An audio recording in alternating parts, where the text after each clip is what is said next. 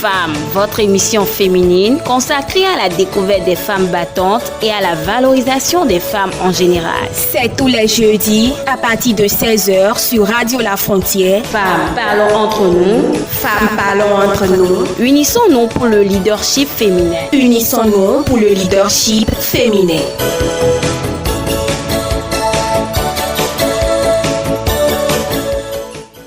Entre femmes, votre émission consacrée au décryptage des faits ayant rapport à la femme et celles qui œuvrent pour l'épanouissement de la femme. Nous y sommes une fois encore et aujourd'hui nous irons à la découverte d'une dame des médias.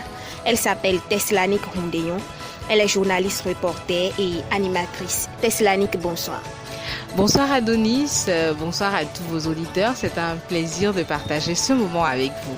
Le plaisir est vraiment partagé. Alors, le monde des médias, est-ce une passion pour vous? Vous y êtes pas contente? Un peu des deux. Un peu des deux. Quand je vais vous expliquer, vous allez peut-être comprendre. Le monde des médias, pour moi, n'a jamais été un monde de rêve. Enfant, j'ai toujours été dans la dynamique de Teslanik, qui sera pédiatre. Je serai dans un blouson blanc. Parce que quand j'étais enfant, autour de 7-8 ans, j'ai fait une angine grave où je me suis retrouvée à l'hôpital. J'ai dû être opérée de cette angine-là. Et c'était une jeune dame qui était ma pédiatre et qui m'a suivie. C'était pas elle la chirurgienne, c'était plutôt un homme. Mais quand je suis sortie du bloc opératoire, entre mes 7 ou 8 ans, je crois, c'était cette jeune dame-là qui m'a suivie tout au long de mon traitement, de mon séjour à l'hôpital où j'ai passé quelques semaines. Et sa façon d'être avec moi, toute l'attention et sa jeunesse surtout m'ont inspiré de vouloir être une pédiatre aussi. Mais ironie du sort, brillante que j'étais à l'école, bon, pas pour mentir, pour de vrai, brillante, sinon moyenne élève que j'étais, il y a eu plus brillant que moi, il continue d'en avoir d'ailleurs. Et j'ai eu mon baccalauréat, mais avec la mention passable. Je n'étais pas assez ma moyenne n'était pas assez pour que je puisse aller dans une école de médecine. Et mes parents voulaient quand même m'aider à réaliser mon rêve d'entrer dans le domaine de la santé. Mon père, il a mis les moyens à disposition pour que je puisse aller à la faculté de Parakou, où on nous a fait comprendre que même si je n'étais pas boursière, je pouvais y aller à titre payant, si c'était ma passion et que je prouvais véritablement que je pouvais tenir dans ce domaine-là. Mais enfin, le malheur ne vient jamais seul. Le jour où je suis allée déposer mon dossier, la dame que j'ai rencontrée au secrétariat de la faculté m'a dit tu n'as aucune chance. Elle m'a laissé payer les frais d'inscription et tout. Et elle me dit, tu n'as vraiment aucune chance d'être retenue. N'y compte pas vraiment parce que tu es trop loin du compte. Quand je suis sortie, je me suis dit, est-ce foutait de moi ou quoi?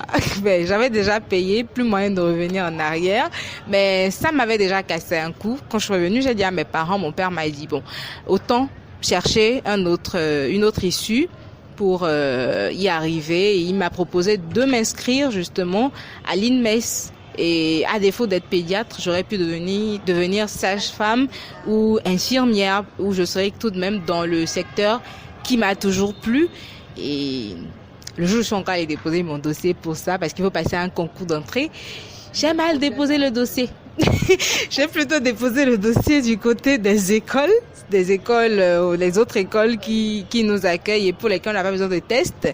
Mais j'ai pas retiré la fiche pour les écoles où il faut passer le test. Et la liste pour ceux qui devaient passer le test à l'INMES est sortie et mon nom n'était même pas dedans. Très drôle. Et c'est pourquoi aujourd'hui je l'appelle comme l'ironie du sort, parce que je crois que la vie a tout fait pour me ramener là où je devais être.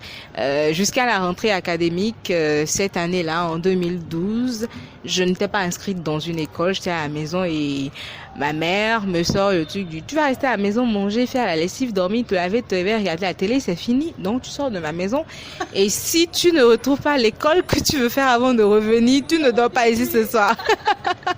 Et je n'ai même pas écouté parce que j'étais un peu peinée de pas pouvoir entrer dans le secteur qui me plaisait.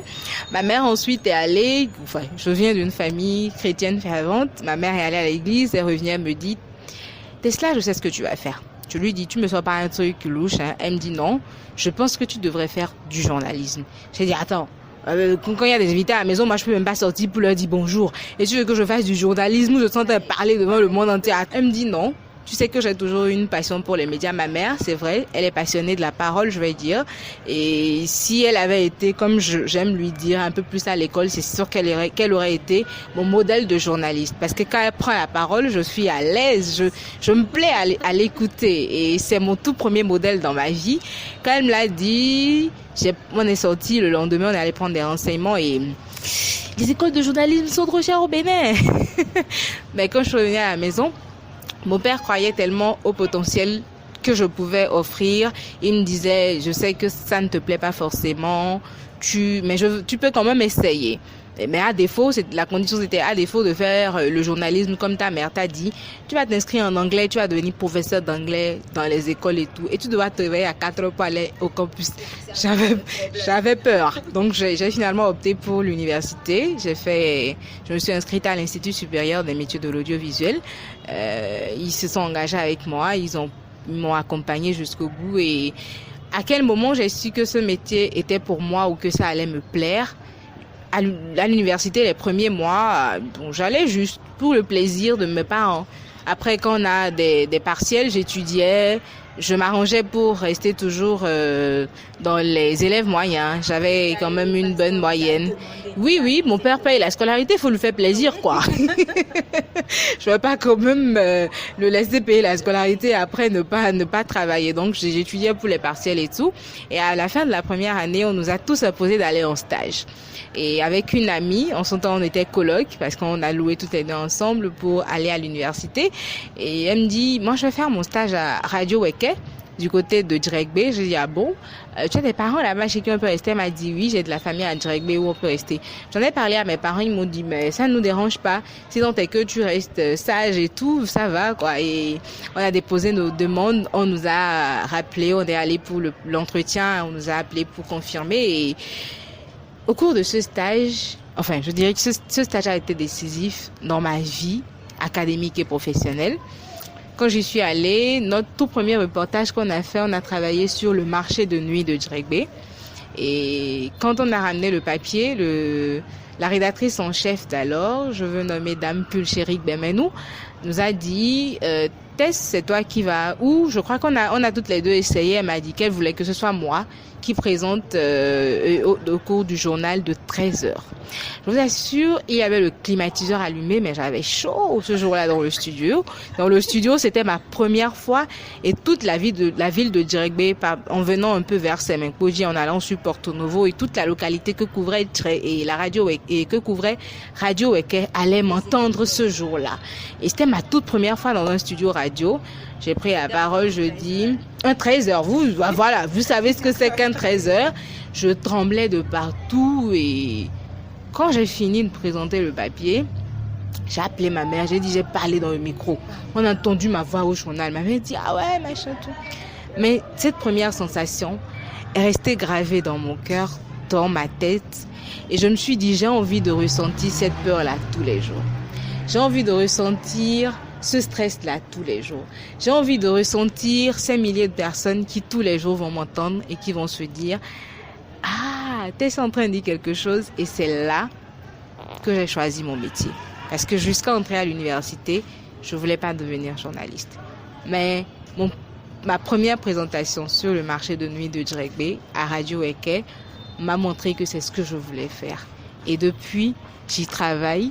Depuis, j'essaie de me tracer un chemin dans ce métier. Alors, vous ne voulez pas être journaliste, mais en fin de compte, vous vous êtes décidé.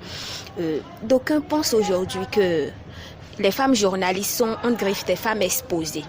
Est-ce que vous avez quelque chose à dire par rapport à ça? Les femmes journalistes sont en griffe des femmes exposées. Oui, nous sommes terriblement exposés dans notre métier. On n'en parle pas souvent, on ne le voit pas forcément. Mais ce métier nous expose en ce sens qu'en tant que femme journaliste, vous êtes au contact de tout le monde. En tant que journaliste, déjà en général, vous êtes au contact de tout le monde, du plus bas béninois ou du plus jeune béninois au plus âgé, du béninois à la situation sociale la plus précaire au béninois le plus huppé. Vous êtes au contact de tout le monde, du Béninois le mieux éduqué au Béninois le plus mal éduqué. Vous êtes au contact de tout le monde. Vous allez faire des interviews où les gens vous disent, mais les gens vous disent des choses. Vous allez au contact de personnes qui vous sortent des choses qui peuvent vous sortir de vos gonds. Et en tant que femme, c'est encore pire parce que vous vous retrouvez dans des postures parfois où on a une certaine image de la femme dans notre société.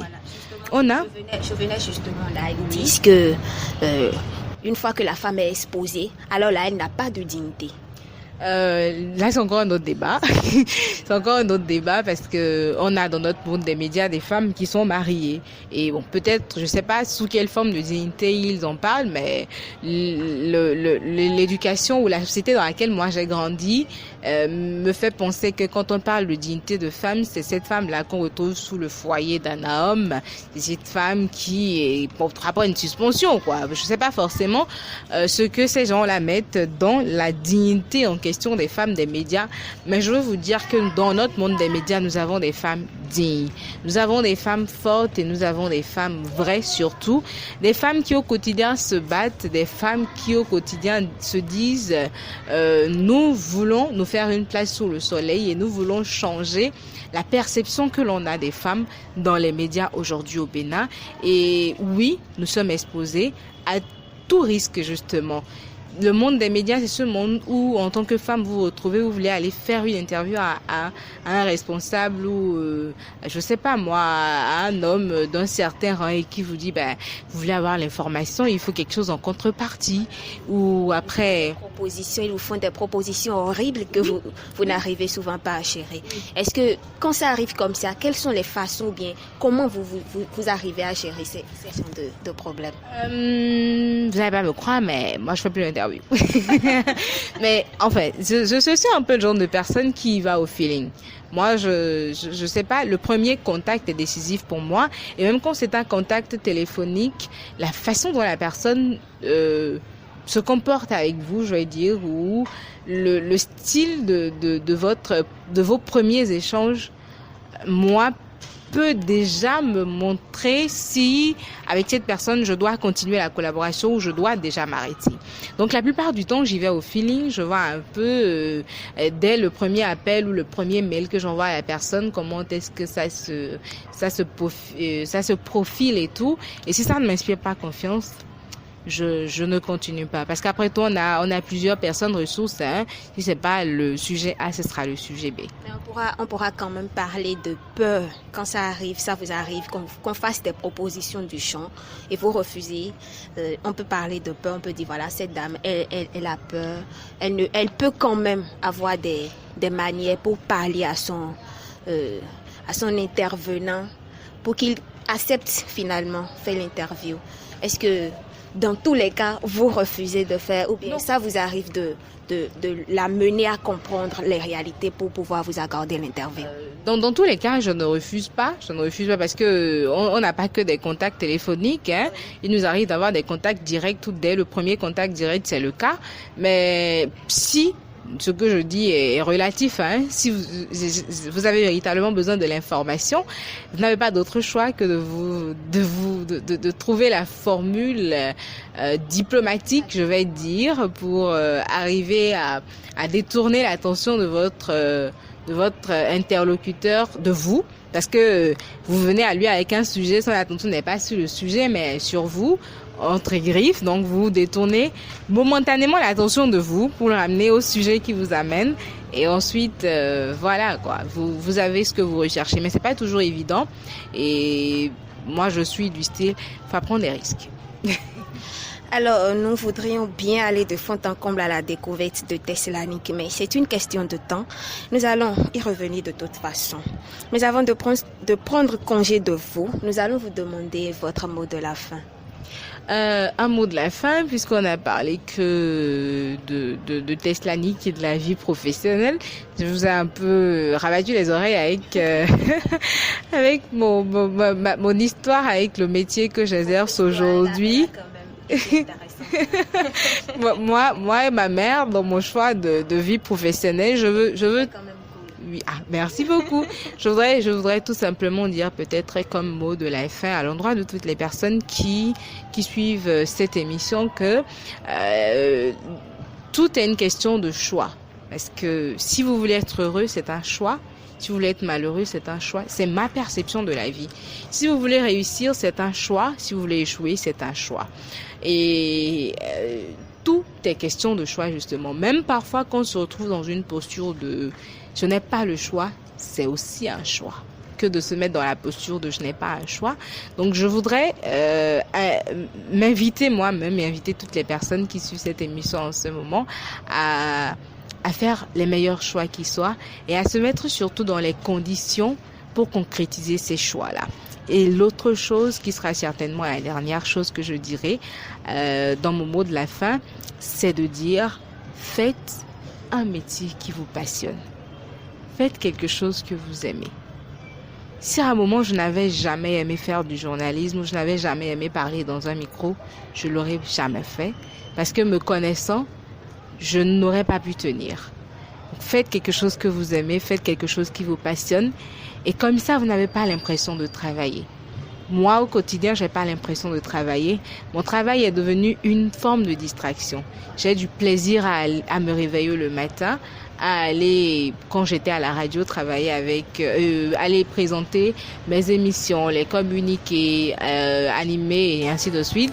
Et aujourd'hui, à la télé, c'est toujours le même plaisir que je ressens toutes les fois où je dois me réveiller un peu plus tôt que je ne me réveillais quand j'étais à la radio. Mais c'est toujours un plaisir. Alors, faites les bons choix, travaillez pour vos choix et faites un travail que vous aimez et qui vous passionne. Alors, pour réussir, c'est un choix. Pour échouer, c'est un choix. Teslani Kounéon, merci. Et merci à tous ceux qui nous écoutent. C'est donc la fin de cette émission que je vous remercie d'avoir suivi. Devant ce micro, je suis Adonis Roman. C'est une émission réalisée par Jean-Paul Nkolo.